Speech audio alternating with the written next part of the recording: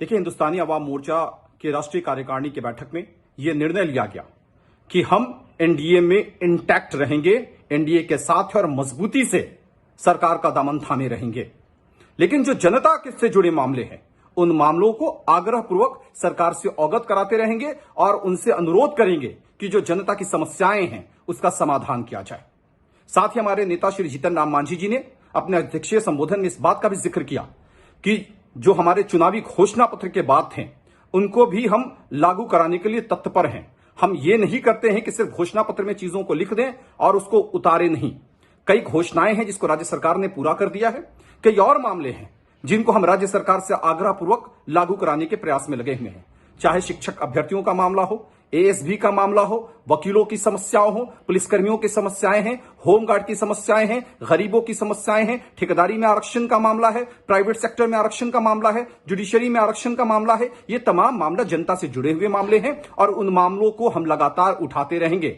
जीतन राम मांझी जी ने स्पष्ट तरीके से कहा कि कार्यकर्ता इसके लिए तैयार रहें कि आम जनता के जो मामले हैं उसको वो बनाकर उनको दे और कहां क्या गड़बड़ियां हो रही हैं वो तमाम गड़बड़ियों से उनको अवगत कराया जाए। वो तमाम मुद्दों को लेकर के माननीय मुख्यमंत्री नीतीश कुमार जी से मिलेंगे और मिलकर के जनता के मुद्दों का समाधान कराने की कोशिश करेंगे।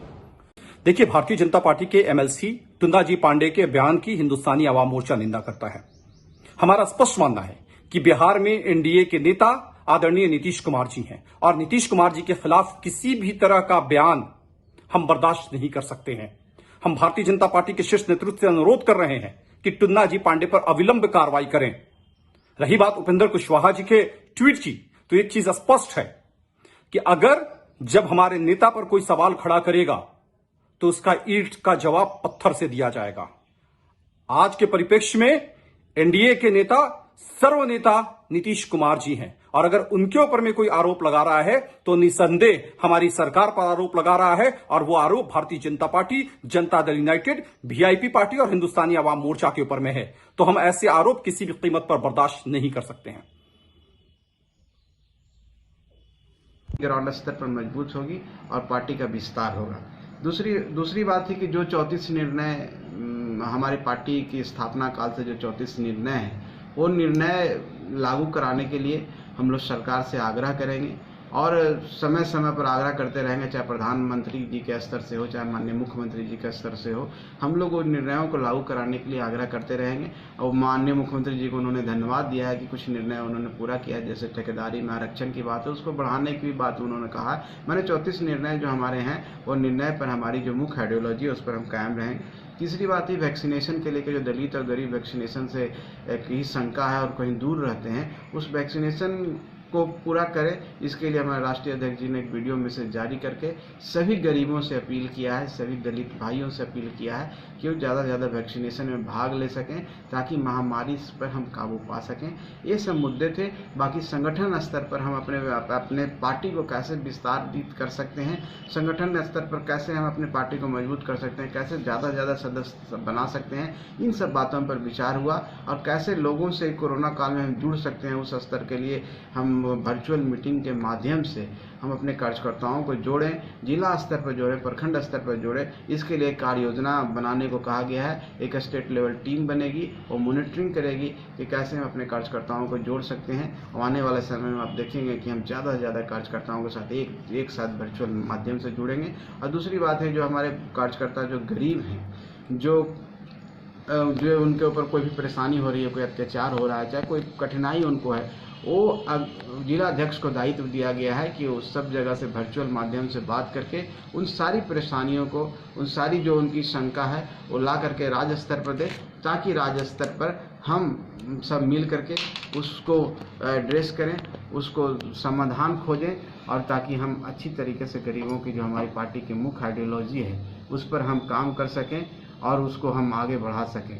और सबसे जो महत्वपूर्ण बात हुई है, जो आप देखे हैं कि मीडिया में तरह तरह के कयास लगाए जाते हैं, हमारे राष्ट्रीय अध्यक्ष जी ने एक लाइन में एक बात बोली है कि हम एनडीए में हैं, एनडीए में रहेंगे। ये सब जो ख्याली जो लोग अपने अपने हिसाब से ख्याली पुलाव पका रहे हैं वो पकाते रहे। हम एनडीए में हैं, एनडीए में रहेंगे और गरीब के मुद्दों को लेकर के अनुरोध पूर्वक आग्रह करते रहेंगे। यही हमारी पार्टी की आइडियोलॉजी है, इसके साथ हम हमेशा स्टिक रहेंगे, चाहे जिसको जो समझना है समझे। ये हमारी पार्टी का सबसे बड़ा हमारे राष्ट्रीय अध्यक्ष जी का संदेश था कि हम एनडीए में हैं और एनडीए में रहेंगे। ये थे हमारे पार्टी हम पार्टी की राष्ट्रीय कार्यकारिणी की बैठक आज संपन्न हुई। इसमें क्या क्या निर्णय लिए गए? आज हिंदुस्तानी आवाम मोर्चा सेकुलर का एक अहम बैठक जो राष्ट्रीय कार्यकारिणी की बैठक थी वो बैठक हुई है और बैठक में सभी सम्मानित प्रतिनिधि जी का विचार आया, बहुत तरह के विचार आया और उस सब विचारों को संकलित करके हमारे राष्ट्रीय अध्यक्ष जी ने जो मुख्य मुद्दे हैं उन मुद्दे को मैं आपके समक्ष रखना चाहता हूं। हमारे राष्ट्रीय अध्यक्ष जी ने कहा कि हम पेंशन जो हम अभी दे रहे हैं वृद्धा पेंशन उसको 1000 कर दिया जाए ताकि गरीब जो हैं मजदूर हैं और खास करके कोरोना महामारी में जो परेशानी हो रही है उनको परेशानी से वो बच सके। दूसरा बात है बेरोज़गारी की बात है। जाहिर सी बात है कि अब टीवी पर आप देखे होंगे कि 1 करोड़ लोग इस बार बेरोज़गार हो गए। जो सर्वे आया था आर्थिक सर्वे, इकोनॉमिक सर्वे, उसमें हमारे राष्ट्रीय अध्यक्ष जी का कहना था कि हम बेरोज़गारी भत्ता 5000 रुपया दे, सरकार दे, जब तक ये कोरोना महामारी है, चाहे 1 साल तक हम बेरोज़गारी भत्ता दे सके। तीसरी जो बात थी, अहम बात थी, स्थानीय निकाय का जो चुनाव होने वाला है, चाहे नगर पालिका का हो, चाहे आने वाला समय में ग्राम पंचायत का हो, उसमें हमारे कार्यकर्ताओं की सक्रिय भागीदारी रहनी चाहिए। वो ग्राम पंचायत चुनाव हो चाहे नगर निकाय चुनाव हो, उनकी सशक्त भूमिका होनी चाहिए और उसमें पार्टिसिपेट करें, जिससे क्या होगा कि पार्टी ग्राउंड स्तर पर मजबूत होगी और पार्टी का विस्तार होगा। दूसरी बात थी कि जो 34 निर्णय हमारी पार्टी की स्थापना काल से जो 34 निर्णय हैं वो निर्णय लागू कराने के लिए हम लोग सरकार से आग्रह करेंगे और समय समय पर आग्रह करते रहेंगे, चाहे प्रधानमंत्री जी के स्तर से हो चाहे माननीय मुख्यमंत्री जी के स्तर से हो। हम लोग उन निर्णयों को लागू कराने के लिए आग्रह करते रहेंगे और माननीय मुख्यमंत्री जी को उन्होंने धन्यवाद दिया है कि कुछ निर्णय उन्होंने पूरा किया है, जैसे ठेकेदारी में आरक्षण की बात है उसको बढ़ाने की भी बात उन्होंने कहा है। मैंने 34 निर्णय जो हमारे हैं वो निर्णय पर हमारी जो मुख्य आइडियोलॉजी है उस पर हम कायम रहेंगे। तीसरी बात है वैक्सीनेशन के लेकर जो दलित और गरीब वैक्सीनेशन से कहीं शंका है और कहीं दूर रहते हैं, उस वैक्सीनेशन को पूरा करें। इसके लिए हमारे राष्ट्रीय अध्यक्ष जी ने एक वीडियो मैसेज जारी करके सभी गरीबों से अपील किया है, सभी दलित भाइयों से अपील किया है कि वो ज़्यादा से ज़्यादा वैक्सीनेशन में भाग ले सकें ताकि महामारी पर हम काबू पा सकें। ये सब मुद्दे थे।